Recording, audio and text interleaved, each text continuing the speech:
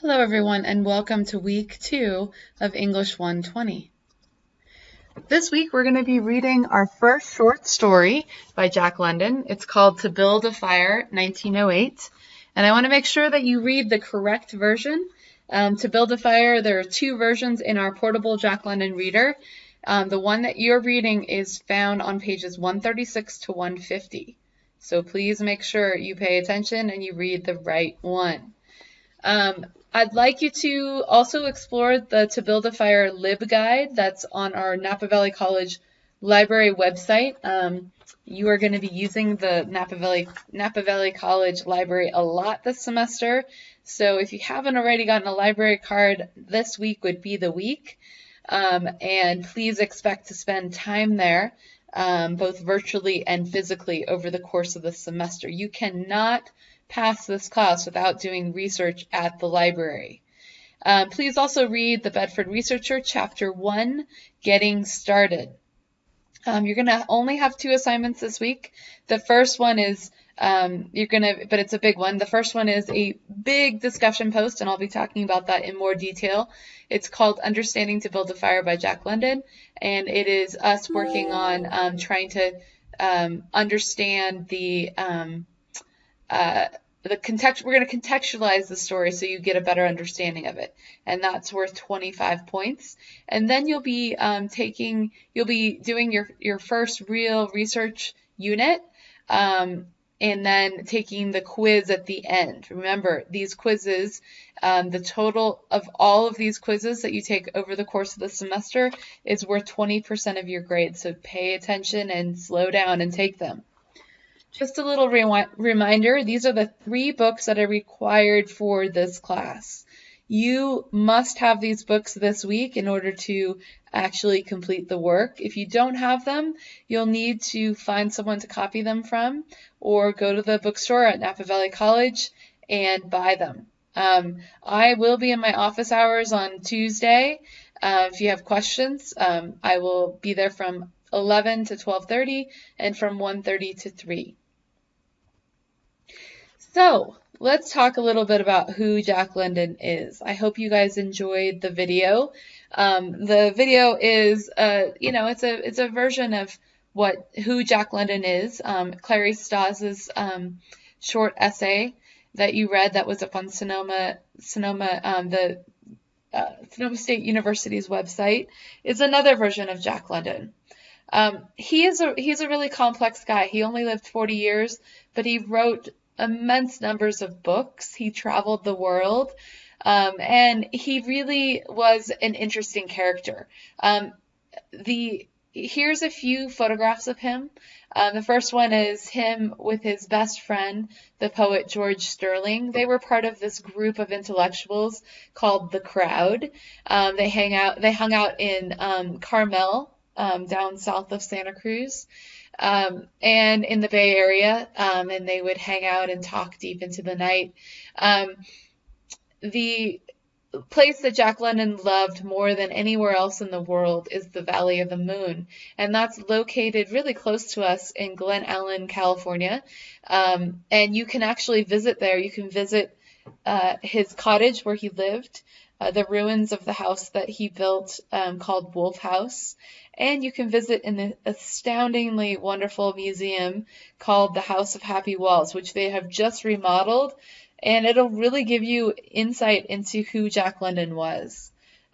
Jack London and his second wife are pictured here on the right, in front of the cottage they lived in at Jack London State Historic Park, which is where you can see it now, in front of the reflecting pool. Charmian was a huge part of Jack London's life, and her life has kind of been forgotten. I've done a lot of work as a scholar in trying to bring her life back. She was also a writer, and they traveled together. She was just as much an adventurer as him. We'll be learning a lot more about her in just a few weeks before we start reading Log of the Snark. So before you read To Build a Fire, 1908, the 1908 version, as I told you in the email I sent out earlier, I'd like you to think about, before you begin reading, think about the title. Why do you think it's called To Build a Fire? What could be important about that title? I mean, you've got a lot of things that you could brainstorm about to see what's important. What are the words? What do they mean to you, right?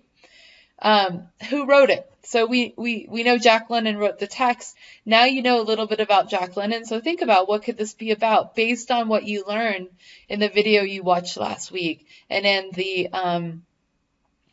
the short essay that you read as well. What genre is this? Now remember, there's several different types of genres. There's poetry, which is pretty easy to point out because usually it's written with shorter lines across the page. It's grouped in stanzas instead of paragraphs. Or fiction, this is something that is a story that is made up. Drama, you can see it's also written differently on the page. It has the names of people and their dialogue for what they're supposed to say. And nonfiction is something that is truthful. There's also subsections of fiction. There's short story and novel. I'd also like you to pay attention to when it's published. I think it's really easy this week because when I tell you to read To Build a Fire 1908, that's indicating the year that it was published. While you're reading, I'd like you to circle words that aren't familiar to you and look them up.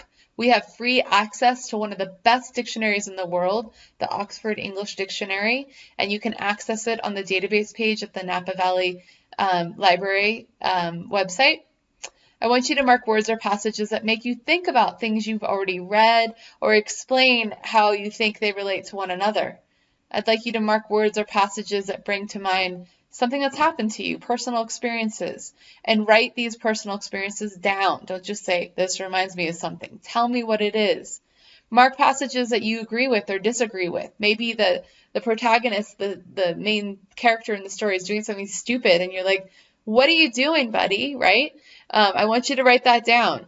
If there's parts of the story that are really difficult for you, I'd like you to underline them and then go back to them. If you really like something that happened, like an image, a scene, underline it and write a star, say what you like about it. Mark parts of the text that really tell you something about the main theme, what you think is the main theme of the story. Identify as soon as possible who the protagonist is, the main character of the story. Try to figure out the setting, like where the story is taking place. And if you get lost, try to summarize what's being said. As you go along reading, ask questions. Ask the author questions. Ask yourself questions. And ask characters in the text questions.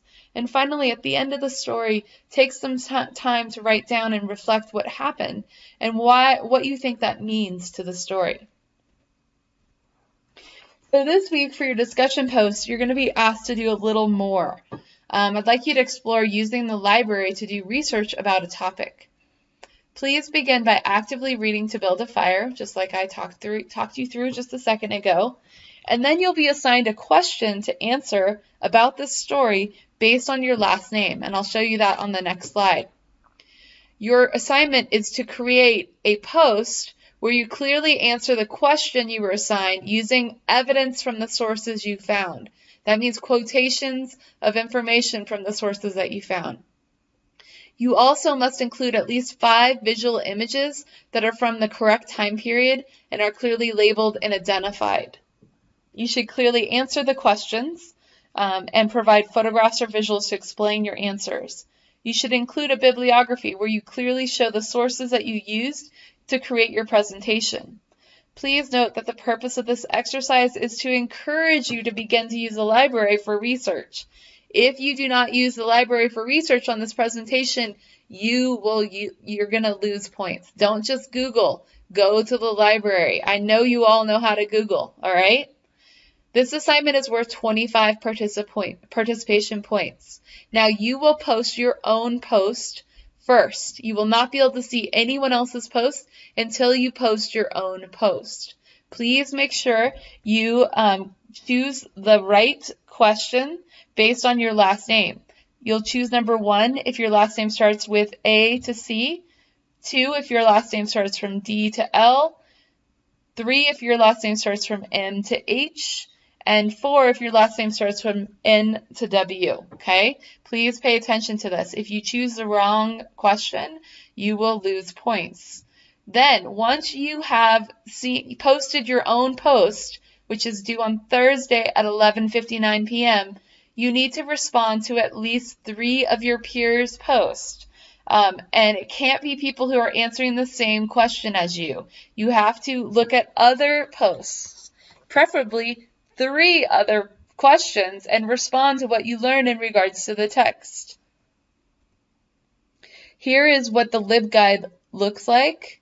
You'll see it's located on if you go to the Napa Valley College website and you go up to the top where it says library, you click on that, then you click on McCarthy Library, and then you click on LibGuides, and you'll see this is the first one. And there's a link directly to it on the slide. Finally, this week, you are going to be doing your second module, which is the first real one, Understanding Research and Introduction. Please click through the content, Understanding Research. This module teaches you about our online research unit and how research is like joining a conversation about a topic. I'd like you to read each section carefully and make sure you read Chapter 1 in the Bedford Researcher before completing this module. So the chapter in the Bedford Researcher is gonna talk about some topics, including how you can research and write with confidence, right? By thinking about research as a form of conversation, right? By writing about a topic and researching about a topic, you're just joining you're sitting down at a table with a lot of people who are talking about that same topic. I'd like you to think about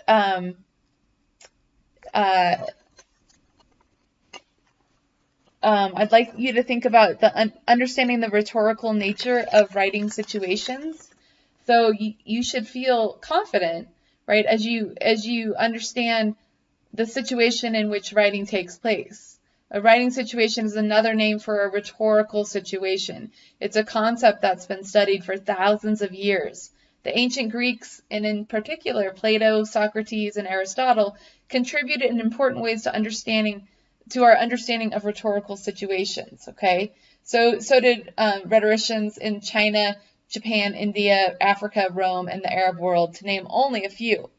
Viewing writing as a rhetorical act helps us understand how writers or speakers pursue their purposes, consider the needs and interests of their audiences, and adapt to the conditions in which they address their audiences and present, organize, or design their documents or speeches.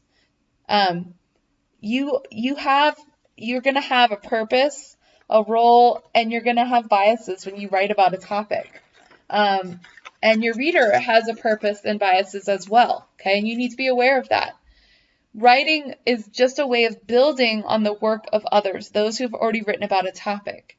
And context really shape the writing situation that you're in, like cultural and historical context, disciplinary and professional context, and physical and technology context.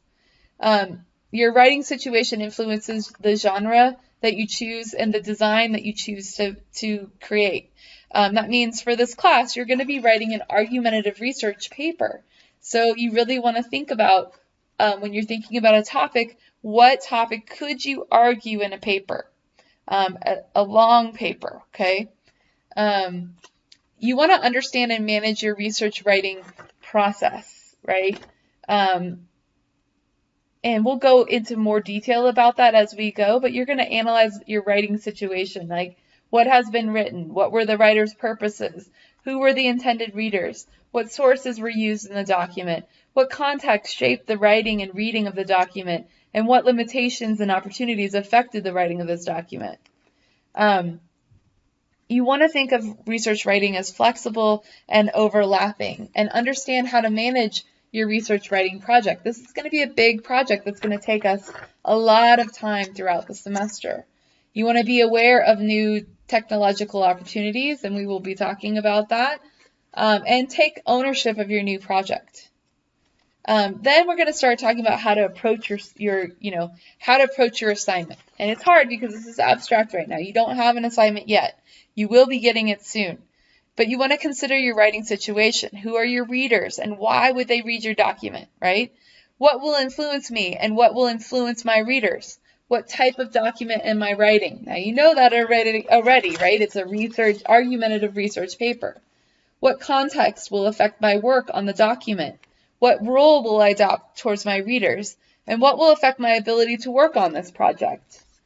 Finally, you're going to start generating potential topics, and we're going to start that soon, but not quite yet. But these are the ways that you're going to start that out. You're going to practice things like brainstorming, free writing, blind writer dictating, using looping or clustering as a way to really dig in your mind to try to find a research topic. Another great way is to use sentence starters, and there's a whole list of those on page 24.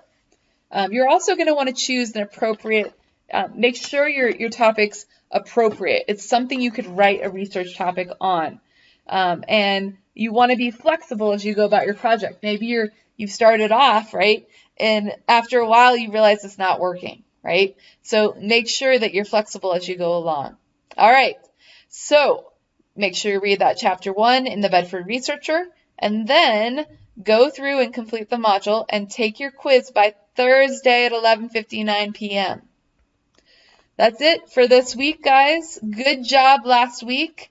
If you need to reach me, best way is email or visiting my office hours on Tuesday or Thursday from 11 to 12:30 and from 1:30 to 3. Otherwise, I'll see you online.